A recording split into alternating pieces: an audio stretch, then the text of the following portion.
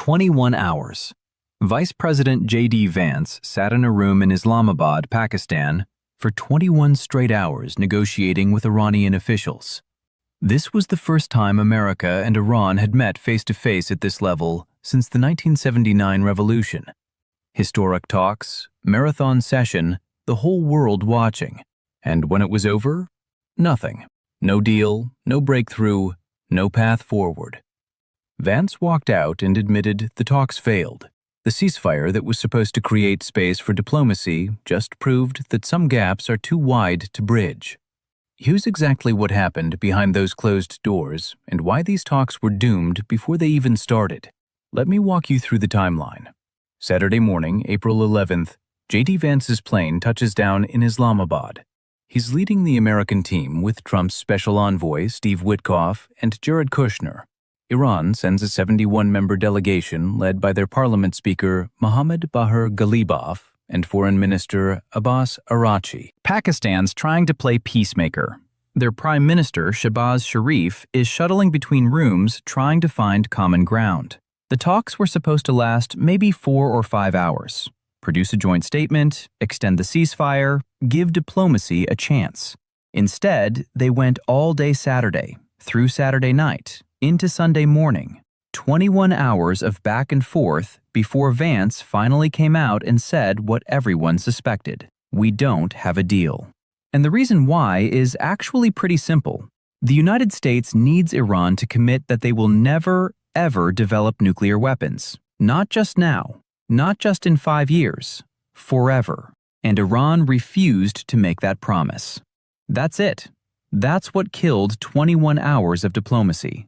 Everything else on the table, the Strait of Hormuz, the fighting in Lebanon, sanctions relief, frozen Iranian assets, all of it became secondary to this one fundamental question.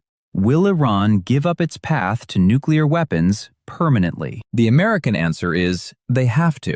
The Iranian answer is absolutely not. And no amount of shuttle diplomacy can solve that when both sides view it as a matter of survival. Here's the nuclear problem that destroyed these talks. Iran has a massive stockpile of enriched uranium. We're talking about enough material that could be turned into weapons-grade fuel for multiple bombs. Now, Iran claims they stopped actively enriching after the United States bombed their facilities during last June's 12-day war. But here's the catch. International inspectors haven't had access to Iran's nuclear sites for more than 8 months. Nobody can actually verify what Iran is or isn't doing right now. The uranium is there. The facilities exist. And Iran is demanding the absolute right to continue their nuclear program. From Tehran's perspective, this is non-negotiable. They've watched what happens to countries that give up nuclear deterrence. Libya dismantled their program in 2003. 8 years later, NATO-backed rebels killed Gaddafi. Ukraine handed over Soviet-era nukes in the 90s in exchange for security guarantees. Russia invaded anyway. Iran's leaders look at these examples and conclude that only nuclear capability guarantees regime survival. They just endured 6 weeks of American and Israeli bombs hitting their territory. Their conclusion? They need nuclear weapons more than ever. The American position is equally firm. The entire justification for this war, the reason Trump gave for launching strikes in late February, was preventing Iran from getting the bomb. If this war ends with Iran's nuclear program still advancing, then from Washington's view, the war accomplished nothing. Worse than nothing, because it proved military strikes can't permanently stop the program. So the United States walked into these talks demanding verifiable, permanent dismantlement of Iran's enrichment capability. And Iran's position is that any attempt to limit their enrichment will fail. Those were Mohammad Eslami's exact words. This is why Vance left with nothing. Not because the negotiators didn't work hard enough, not because Pakistan was a bad mediator, but because what America absolutely needs and what Iran absolutely refuses are the same thing. 21 hours can't bridge that gap. 21 days couldn't bridge it. This is a fundamental collision of national interests, where compromise means defeat for both sides. The other major sticking point was the Strait of Hormuz, and this one's actually gotten worse during the ceasefire, not better. The whole point of the truce was supposed to be reopening this waterway to normal commercial shipping. That hasn't happened. Yes, some ships are moving through. On one of the better days, 16 vessels made the transit. But that's a fraction of normal traffic. Before the war, dozens of ships passed through daily. Right now, over 200 oil tankers are still stuck in the Persian Gulf, waiting. Iran's position is crystal clear. They control the strait. It runs through their territorial waters. They have the sovereign right to regulate traffic, inspect vessels, and, yes, charge fees. Reports say Iran's demanding up to $2 million per ship just to let them pass. The American position is equally clear. The Strait of Hormuz is an international waterway. Freedom of navigation applies. No country has the right to close it, tax it, or control it. These positions cannot coexist. Either Iran controls the strait, or they don't. Either ships pay tolls, or they don't. There's no middle ground that works for both sides. And during the talks, this became about something bigger than shipping. This became a proxy fight for who actually won the war. Iran's position is that they withstood American military power, maintained control of the strait, and proved they can dictate terms. America's position is that they devastated Iranian infrastructure, can strike at will, and Iran needs to accept reality. Trump even made this harder by announcing during the talks that the United States was starting mine-clearing operations in the strait. American warships began transiting the waterway while negotiations were still happening. That sent Iran a message that the U.S. doesn't actually need their permission. But it also sent everyone a message that maybe diplomacy is just theater, while military facts on the ground decide the outcome. Give Pakistan credit. They really tried. Prime Minister Sharif was shuttling between the American and Iranian teams for hours, floating compromises, proposing language both sides might accept. Pakistani sources told reporters the overall tone was positive. But positive tone doesn't mean agreement. And Pakistan faced an impossible task trying to mediate between two countries that fundamentally don't trust each other. Iran's foreign minister said explicitly before arriving that Iran has deep distrust of America. And why wouldn't they? Obama negotiated a nuclear deal. Trump tore it up. Biden tried reviving it. Then Trump's second term launched a war instead. From Tehran's perspective, why should any American commitment outlast the next election? The United States came in equally skeptical.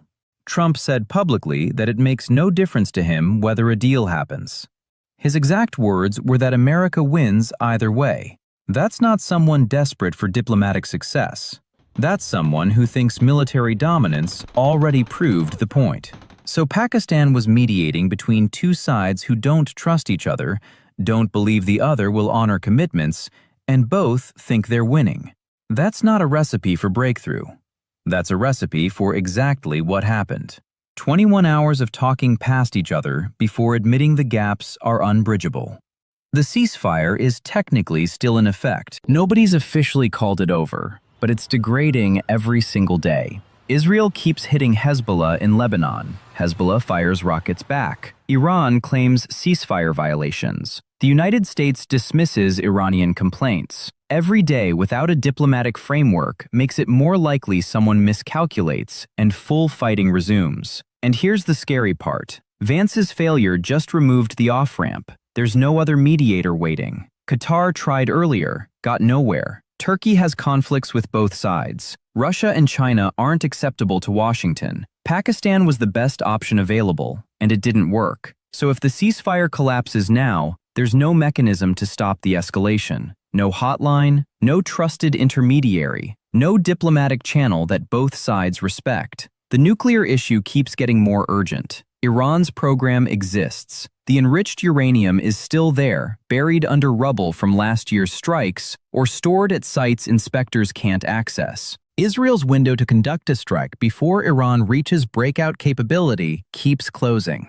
The pressure builds on Netanyahu to act before it's too late. And if Israel hits Iranian nuclear facilities now, especially after diplomacy failed, Iran's response will be massive.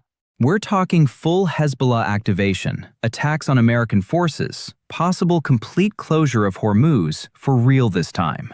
The economic pressure hasn't gone away either. The Strait of Hormuz is partially open, but nowhere near normal. Shipping companies are nervous. Insurance rates stay sky high. Oil prices haven't crashed back to pre-war levels because markets don't believe this is over. And the longer the strait stays restricted, the more permanent the economic damage becomes. 21 hours. The longest direct talks between the United States and Iran in 47 years. And they produced absolutely nothing. Not because diplomats weren't skilled, not because the mediator didn't try, but because the core issues dividing these countries aren't solvable through compromise. Iran won't surrender its nuclear program. America won't accept an Iranian bomb. Iran wants control of Hormuz. The United States demands free navigation. You can't split these positions down the middle. Vance knew the odds were bad going in. He confirmed what many suspected coming out. Diplomacy can't fix what military force created. The ceasefire was always a pause, never peace. And now that the pause is ending without any framework to replace it, we're heading right back to where we started. Except now both sides know talking doesn't work, which means the next phase gets decided by weapons, not words.